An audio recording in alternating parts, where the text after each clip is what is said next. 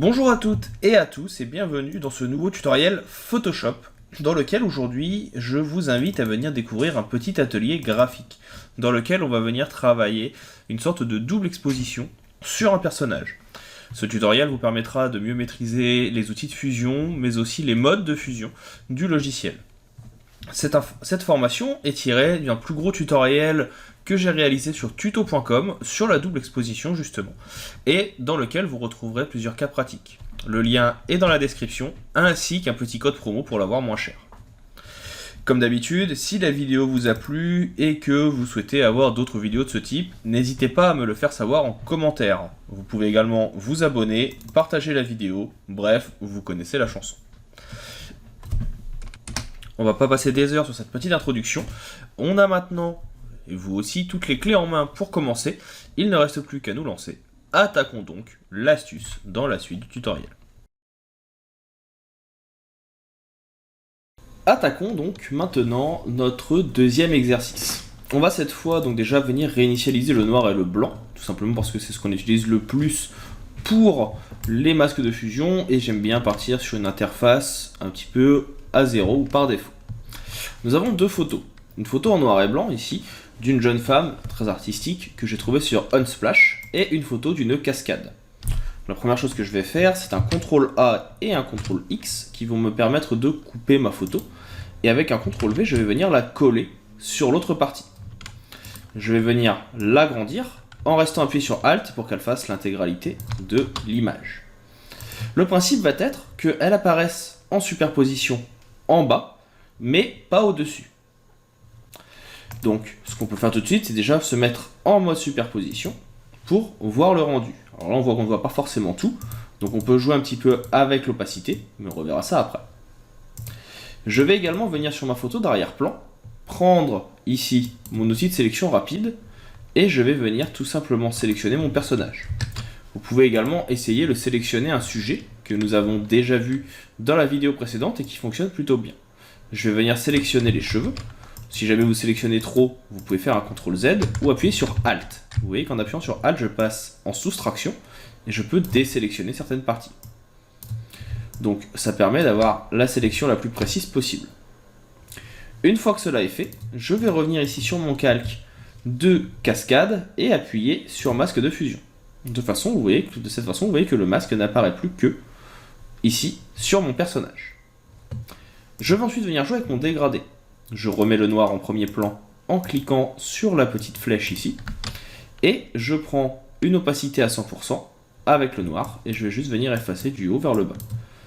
De façon à ce que ici, la mer n'apparaisse qu'en bas. Je vais venir ensuite inverser et je vais venir faire la même chose mais vers le bas. Tout simplement parce que je veux récupérer un petit peu de données sur l'arrière pour fusionner les deux. Si jamais vous trouvez que vous avez un petit peu trop d'eau et pas assez de cascade, enlevez le petit cadenas, sélectionnez la photo à repérer avec le filet et on va juste venir la descendre. Là j'aimerais par exemple avoir un petit peu plus de cascade présent sur mon personnage ici. Je vais ensuite reprendre mon pinceau, je suis avec 30% d'opacité et je vais pouvoir venir donc remettre visible certaines parties. On peut augmenter l'opacité à tout moment pour venir remettre justement de l'opacité sur le visage ici et faire réapparaître ma photo. Dans le même temps, je vais venir réeffacer par exemple sur les cheveux, là où ça ne m'intéresse pas, et sur les côtés. Et de cette façon, vous voyez très rapidement, on peut venir créer un effet de surexposition, de double exposition entre le haut et le bas, et le rendu peut être assez intéressant. N'hésitez pas à jouer avec la taille de votre pinceau. Par exemple ici en vous remettant en blanc, on peut venir... Alors là c'est pour ça que ça ne marche pas depuis tout à l'heure, je suis en train de me dire c'est bizarre, l'effet ne fonctionne pas. Je vais revenir en arrière avec un CTRL Z et on va faire les choses un petit peu mieux. Alors c'est le problème quand on enlève le cadenas. Voilà, donc là je déplace ma photo. Je vais vous expliquer ma petite erreur. Je suis resté à faire mes effets de noir et blanc sur la photo directement, alors que c'est sur le masque de fusion qu'il faut que je les réalise. Et donc là ici vous voyez qu'au contraire voilà, la cascade redevient un petit peu plus visible et je peux venir faire mon clic droit, supprimer les effets sur le dessus, supprimer les effets sur le visage de façon à fusionner au mieux ma photo. Sachez que vous pouvez essayer avec d'autres modes de fusion. Donc, si vous voulez quelque chose un petit peu plus dark, c'est possible aussi. Ce n'est plus de la double exposition, mais ça peut être intéressant. On peut également donc venir jouer ici sur l'opacité de notre calque pour faire apparaître un petit peu plus les mains. Et on peut venir effacer un petit peu plus sur les côtés. Ou au contraire, venir baisser l'opacité ici à 15, nous mettre avec du blanc, et venir rendre visible ici la photo en arrière-plan. Une fois que l'option est bien, que le montage est bien terminé et qu'il nous plaît, alors ici je vais juste venir effacer parce que c'est un petit peu trop clair, voilà, on va pouvoir venir jouer avec les calques de réglage. Donc là par exemple, je vais pouvoir venir créer un nouveau calque niveau que je vais écrêter uniquement sur l'eau. Pourquoi? Tout simplement parce que ici je vais pouvoir donc venir l'assombrir un petit peu, le rendre un petit peu plus visible et jouer ici avec le blanc également sur certaines sections. À vous de voir le rendu que vous souhaitez. Donc vous voyez que très rapidement ça permet de jouer sur les contrastes. Je vais également en profiter pour faire une correction sélective que je vais faire sur la couche grise, tout simplement parce que j'aimerais avoir quelque chose d'un petit peu plus ici magenta sur la photo. Donc je viens rendre le tout un petit peu plus magenta en l'augmentant de 3% et j'augmente également le cyan. Par contre, je vais reprendre mon dégradé et je vais faire un dégradé du bas vers le haut parce que j'aime bien l'effet justement noir et blanc du dessus de ma photo. Donc je vais essayer de faire un dégradé qui aille d'un sens vers l'autre et je vais également bien sûr venir retoucher un petit peu ma photo dans le fond, tout simplement parce que j'aimerais avoir des contrastes un petit peu moins forts. Donc pour ça, je vais venir ici jouer avec la courbe, mais entre mon calque d'arrière-plan et ici le calque du fond. De cette façon, vous voyez que si je viens modifier, ça va modifier uniquement le dessus.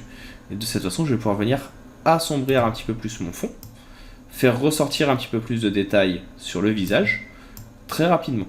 Donc là, on a le avant-après. On enlève justement cet effet un petit peu de surexposition sur le portrait. Je trouve que ça peut être intéressant. Donc, bien sûr, vous n'êtes pas obligé de faire exactement ce que je fais, c'est à vous de voir suivant le rendu que vous souhaitez. Il faut le prendre en compte. Ici, je vais également venir voir un petit peu ce que ça fait si je viens descendre mon masque de fusion pour avoir un petit effet qui soit un petit peu plus léger. Ici, alors là, j'ai un petit défaut sur l'épaule. On va venir prendre notre pinceau, je vais venir le baisser et on va juste venir fusionner un petit peu le tout. On peut remettre également ici à 100% si on veut pour une fusion plus précise. Donc là, 80, c'est encore un petit peu trop fort. Voilà, à 60, ça me paraît pas mal. Ici. De cette façon, on a donc notre double exposition qui se met en place très rapidement.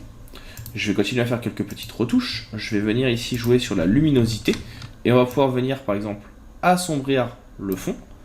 On va pouvoir venir augmenter les contrastes. Donc c'est très léger et ça permet de faire ressortir le tout. Et surtout, je vais pouvoir prendre mon pinceau sur le masque de fusion, augmenter la taille.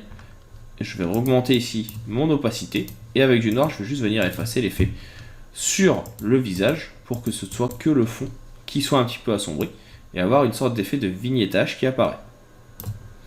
Je vais enregistrer parce que c'est important, c'est quelque chose que je n'ai pas fait jusqu'à maintenant et si jamais il y a un bug informatique, ça peut être problématique. On va l'appeler portrait cascade, comme ça vous pourrez le retrouver. Une fois que cela est fait, donc on vérifie bien qu'on a enregistré, on voit qu'il n'y a plus ici la petite astérix, c'est bon signe. On va également pouvoir venir retoucher encore une fois en bas la luminosité et les contrastes. On l'applique et on peut venir donc juste éclaircir un petit peu l'eau. On peut la contraster pour que le rendu soit un petit peu plus visible et que la fusion soit un petit peu plus intéressante. Enfin, donc ici on peut revoir les petits tests. Donc là je trouve que le magenta au final ne me plaît pas forcément. Je clique sur ma correction sélective pour la modifier ici dans propriétés. Et je me verrai bien en fait avec quelque chose d'un petit peu plus bleu.